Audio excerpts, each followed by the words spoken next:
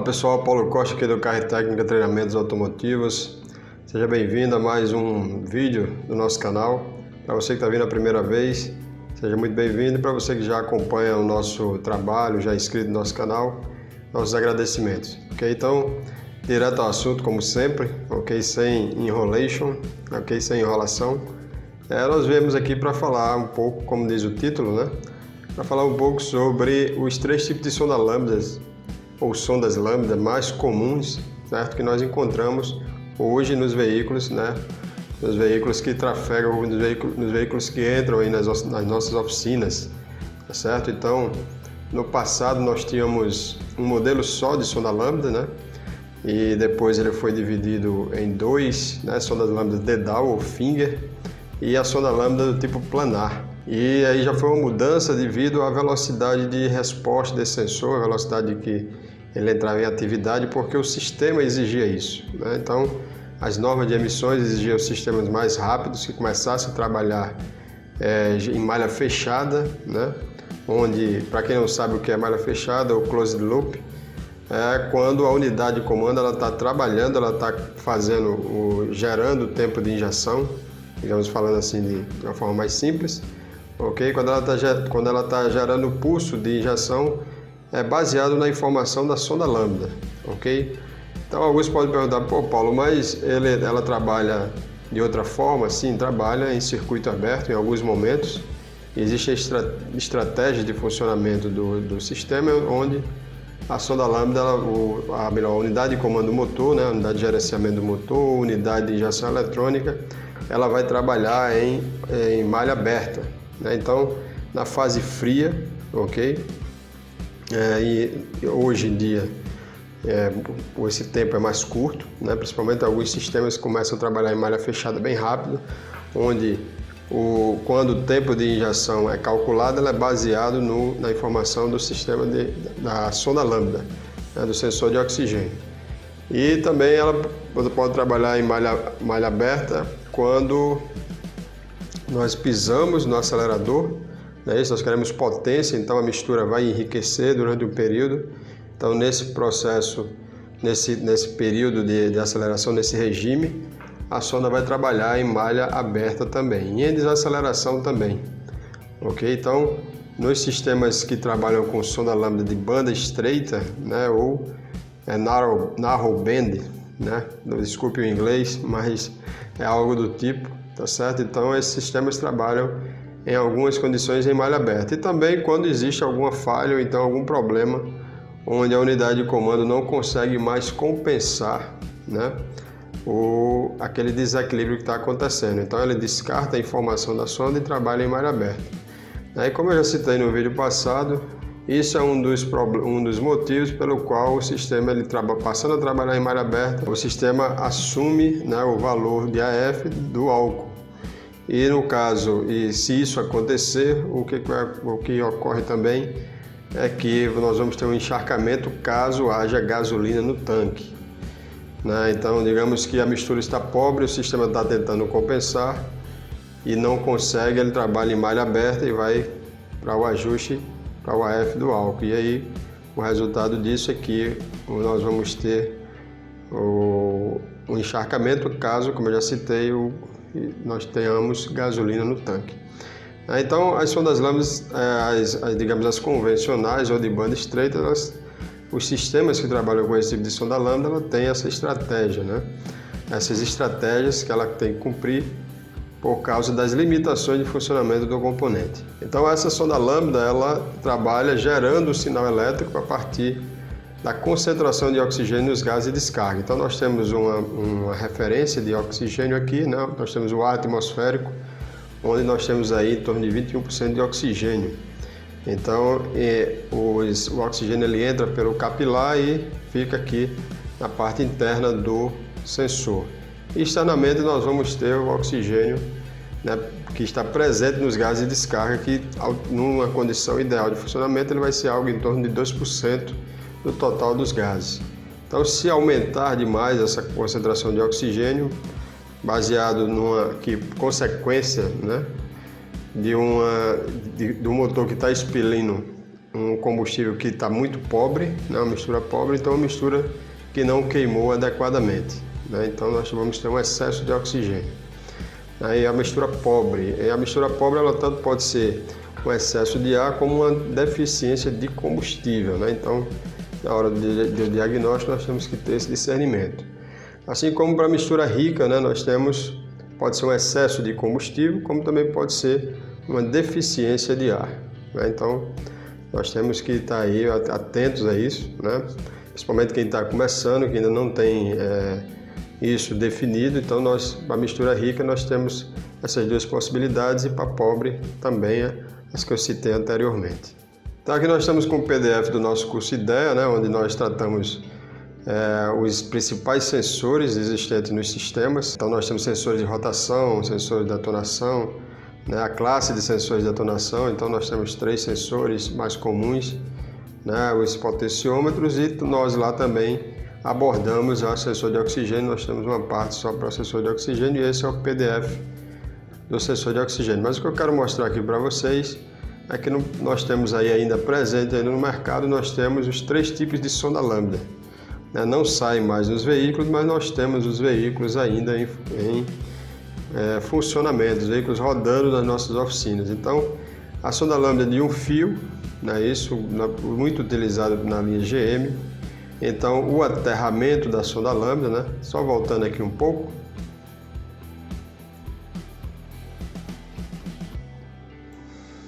Então, nós temos o eletrodo externo com alta concentração de oxigênio e o eletrodo interno com uma baixa concentração de oxigênio. Então, nós dizemos convencionalmente que esse é o eletrodo positivo e o externo é o eletrodo negativo. Então um eletrodo vai estar ligado à massa e o outro vai estar ligado à unidade de comando. Então, dito isto, né, então, nesse tipo de sonda lambda, nós temos um eletrodo ligado à unidade de comando, ok? E o outro eletrodo ligado à massa direto na carcaça. Tá certo? Então, é muito importante para esse tipo de sensor que nós tenhamos um cuidado, uma atenção especial no coletor de escapamento, ok? Então, é muito comum, né, nós temos uma perda de aterramento ali, uma deficiência de aterramento, e daí nós temos uma sonda lambda funcionando irregularmente, o sinal da sonda lambda funcionando irregularmente. Então, muitas vezes é só um problema de aterramento, principalmente em veículos. Esses veículos já são veículos que já estão aí com bastante tempo de uso, né? Muitos com quase 20 anos, outros com muito mais, 26 anos de uso, né? Os Corsinhas lá atrás, né? E nós temos aí também alguns Vectras mais recentes que ainda usam, entre outros carros da marca que usam esse tipo de sensor. Então, bastante atenção. Como é que você pode fazer o teste? Já vai ficar uma dica, né? É só você puxar um aterramento da bateria para o coletor de escapamento. Então, se for um problema de aterramento, então você vai ver que vai haver uma melhora no sinal, ou então a completa solução do problema. Acompanhando pelo scanner ou pelo multímetro, você fazendo esse teste rápido, você consegue saber se existe um problema no aterramento. Então, nós temos esse aqui, onde o aterramento é na carcaça, e veja aqui também pelo diagrama que esse também tem um aterramento na carcaça. E esses 2 fios são os fios de aquecimento do heater, né, do sensor. Aqui nessa sonda eu não tenho aquecimento, né, um aquecimento digamos, artificial. Então, o aquecimento aqui vai ser um aquecimento natural. Como a sonda lambda ela precisa estar numa temperatura, exige uma temperatura para ela iniciar o seu trabalho, para começar a gerar o sinal adequado, então esses veículos, esses sistemas desse período, então só vão entrar em malha fechada lá pelo segundo disparo da ventoinha. Muitas vezes, né, precisa pelo menos atingir um disparo do eletroventilador. Que a gente sabe que o disparo do eletroventilador, o motor está em temperatura operacional. Então, essas sonda lambdas de 1, 4 e 3 fios, tá certo? Aqui é muito utilizado também na linha GM, na linha Fiat, tá certo? Então, nós temos aí o fio de sinal, né, o fio preto, o aterramento também é na carcaça. A diferença desse modelo é que nós temos o aquecimento. Então, nós temos no mercado os sistemas que utilizam sonda de um fio, sonda de 3 fios, e nós tivemos já lá desde 94, 95 por aí, na linha Volkswagen nós temos a sonda lambda de 4 fios, né, onde nós temos a resistência de aquecimento, né, o heater, né, a alimentação positiva e negativa, os 2 fios brancos, né, aquele código de cores tradicional, né, 2 fios brancos para resistência de aquecimento, o cinza que é o massa e o preto que é o sinal, ok? Então nesses 2 casos nós não temos o fio cinza, logicamente, o massa é feito na própria carcaça, ok? Aqui nós temos sim o fio cinza, que é o fio massa, né, da sonda lambda, então a sonda já passa a ter um aterramento para ela e não tem mais a dependência do aterramento, né, na própria carcaça, o que o sistema sofre, passa a sofrer menos com a diferença de potencial elétrico e o sinal fica menos ruidoso, né, e a sonda passa a trabalhar também mais cedo devido ao aquecimento e devido à qualidade do sinal. Tá certo? Então aqui no diagrama elétrico da Doutorier, então aqui no sistema EC4, né, da Ford, né, na época era FIC, então nós temos o aterramento, ok? Esse aterramento aqui é o aterramento do aquecedor, essa aqui é a alimentação positiva, veja que ela veio aqui do relé, ó, relé da bomba de combustível, então o mesmo relé da bomba alimenta o aquecimento da sonda, coisa que acontece hoje também. Só que o aterramento ele é constante. Isso quer dizer o quê?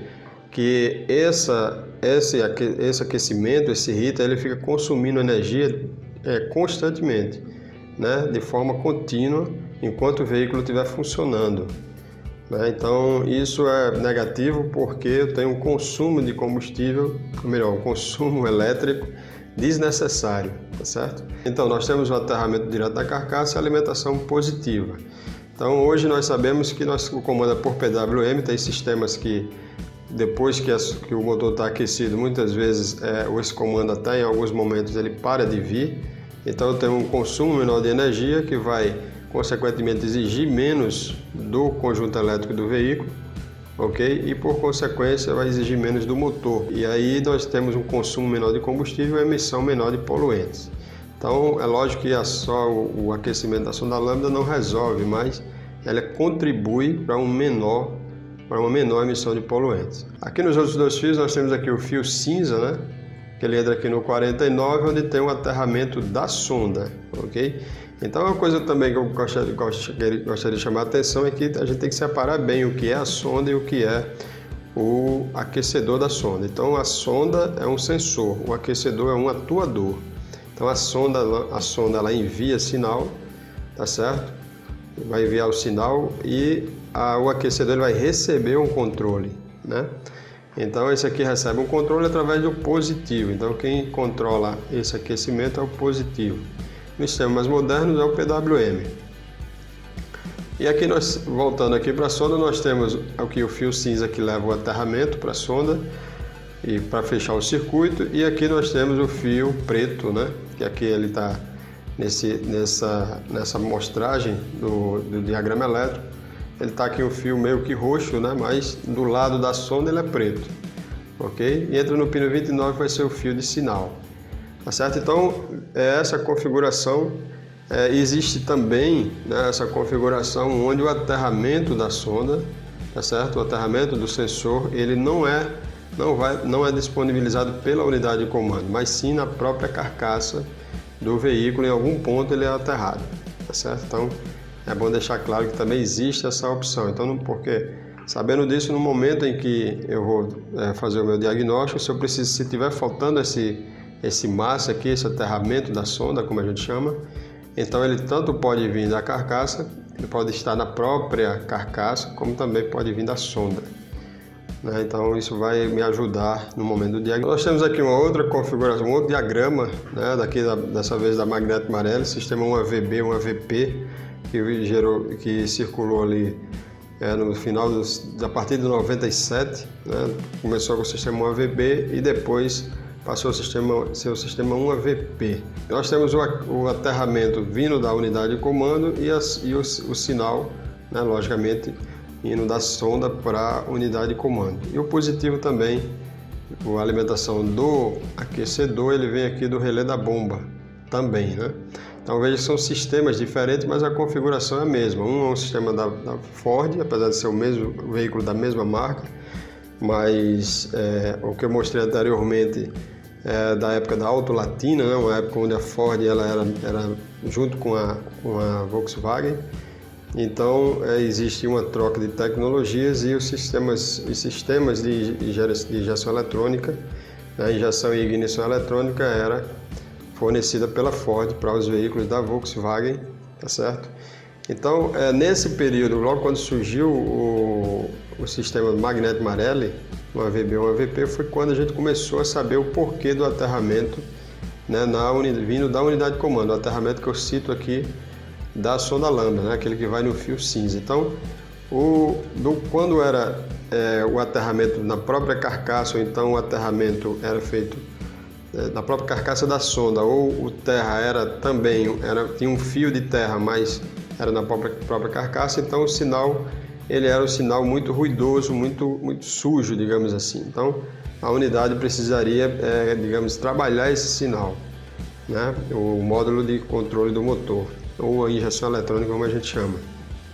Então, com o aterramento vindo da própria unidade de comando, então isso melhora o sinal. Isso a gente pode ver, inclusive eu vou deixar um vídeo aqui que eu tenho no canal, um dos primeiros vídeos do nosso canal, onde a gente faz a avaliação com osciloscópio, né, com o fio aterrado na carcaça e com o fio com massa vindo da unidade de comando, e você pode ver pelo osciloscópio a diferença do sinal, certo? Então, você que está interessado, veja que eu vou deixar aqui na descrição do vídeo, na descrição desse vídeo, o link para esse vídeo que eu fiz há uns anos atrás, né, com o osciloscópio já mostrando essa diferença. Então realmente tem uma vantagem de ter de ser esse aterramento massa do sensor de oxigênio vindo da unidade de comando. Então nós temos um sinal mais limpo. Tanto é que quando nós vamos pegar o sinal do sensor de oxigênio com o osciloscópio, nós devemos ligar o fio de captação do canal, né, o fio de sinal, na próprio sinal da sonda, né? Então eu venho com a minha sonda de captação do osciloscópio e ligo no fio preto, né? E o massa do osciloscópio, ao invés de ligar no aterramento, tá certo? No massa da bateria ou na carcaça do motor, eu ligo o negativo do osciloscópio, né, da minha sonda, no próprio fio cinza, né? Então você não precisa utilizar filtros para fazer, né, uma avaliação do sinal da sonda. Então melhora bastante a qualidade do sinal e a análise fica muito melhor fazendo essa ligação do osciloscópio dessa forma. Bom, então esse foi um panorama geral da sonda lambda de banda estreita, ok? Que nós temos aí diversos sistemas, a maioria dos sistemas utilizam as sondas lambda de banda estreita, lógico que com novas tecnologias, né, com aquecedores mais potentes, muitas vezes nós temos a grande maioria utilizando o modelo planar, onde a velocidade de aquecimento é maior, né? Então ele tem, se ela aquece mais rápido, né, de forma mais rápida, né? Eu falei maior, mas é de forma mais rápida. Então ela começa a gerar mais cedo o sinal e aí o sistema pode trabalhar em malha fechada, que é muito importante para a poluição, para os índices de poluição do veículo, né, mais rápido, né? Então, quanto mais rápido o sistema passa a trabalhar em malha fechada, melhor, menos emissões de poluentes, principalmente na fase fria, que é a fase crítica da emissão de poluentes, o veículo vai emitir menos, né? E para isso eu tenho que ter a sonda lambda também com a tecnologia suficiente para começar a dar essa resposta rápida. Então tem sensores de oxigênio que usam a tecnologia planar e tem sensores que utilizam aquecedores mais potentes. Então vejamos agora o sensor AFR. Né? Então aqui nós temos o PDF do nosso curso avançado de sonda lambda, né? Nós denominamos diagnóstico da sonda lambda sob o padrão ABD2, porque foi onde trouxe diversos tipos de mudança o padrão ABD2, tanto para recursos de diagnóstico do sistema de gerenciamento, da unidade de gerenciamento e, consequentemente, foi exigido 2 scanners também, recursos de diagnósticos, né, mais avançados, né? E é isso que a gente trabalha no nosso treinamento. Então, quais os diferenciais desse sensor de oxigênio, tá certo? Ok? Para o sensor de oxigênio de banda estreita. Veja que uma diferença que nós não temos, né, uma semelhança que nós temos, né, seria a forma mais correta de falar, é que externamente o sensor ele é muito parecido com o sensor de banda estreita.